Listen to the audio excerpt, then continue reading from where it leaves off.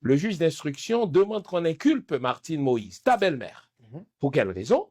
Parce que dans les 48 heures qui ont précédé l'assassinat de son mari, ton papa, le président d'Haïti, Martine Moïse est allée à plusieurs reprises au Palais national. Ça, c'est le secrétaire général du palais qui le dit. Elle a demandé des clés pour avoir accès à des ordinateurs. Elle a copié sur une clé plein de documents et elle a dit au secrétaire général du palais, tel que rapporté par le juge d'instruction, président Jovenel pas fait rien pour nous, c'est nous-mêmes pour qui prend pouvoir. Et le juge d'instruction, si tu poursuis, c'est parce que tu crois en la justice, moi aussi.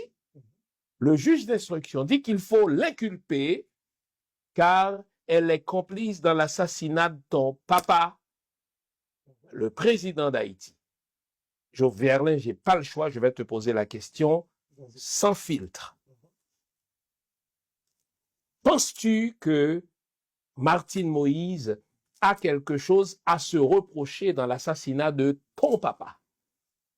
À ce niveau, le nouveau dossier qui est dans dimension ça, on a un crime, comme tu l'as mentionné en début d'émission, transnational. On a un crime politique, on a un crime économique, on a quelque chose d'extrêmement complexe.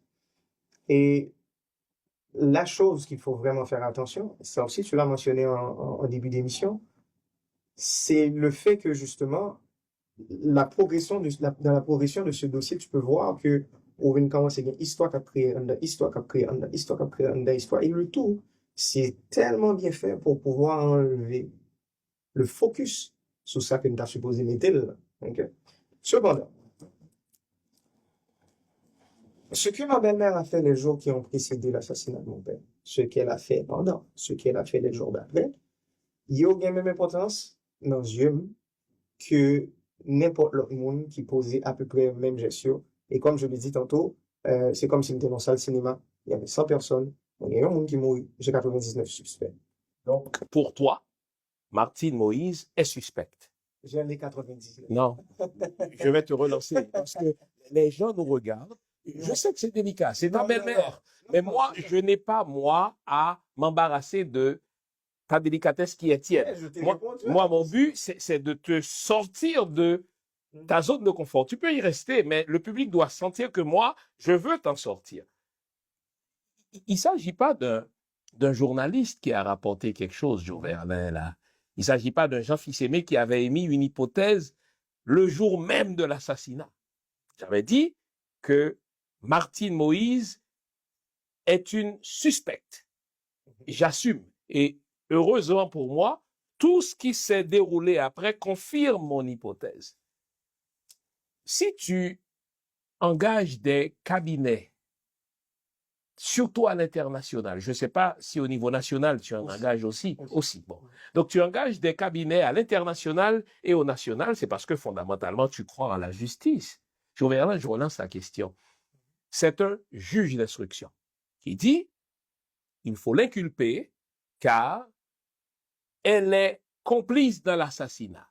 Là, ne me parle plus du fait qu'on est dans une salle de cinéma, il y a une personne qui est assassinée, 99 sont suspectes. Moi, je pose la question sur l'une des 99 personnes. Les gens veulent savoir. C'est important. Je vous formule la question. Est-ce que pour toi, là, ce rapport du juge de l'instruction, c'est de la bouillie pour les chats, donc regarde, c'est une histoire dans l'histoire, on inculpe des gens pour garder notre attention ailleurs et non pas sur les vraies personnes. Si c'est ce que tu me dis, tiens, je ne me pose plus de questions sur elles. Si tu dis, ma conviction personnelle, c'est que le juge d'instruction nous a fourrés. Tu es au Canada, tu sais ce que ça veut dire? Il nous a baisé ben raide. Ça veut dire, il veut créer une distraction pour qu'on oublie les vrais commanditaires. Que vaut pour toi cette ordonnance, Joverlin?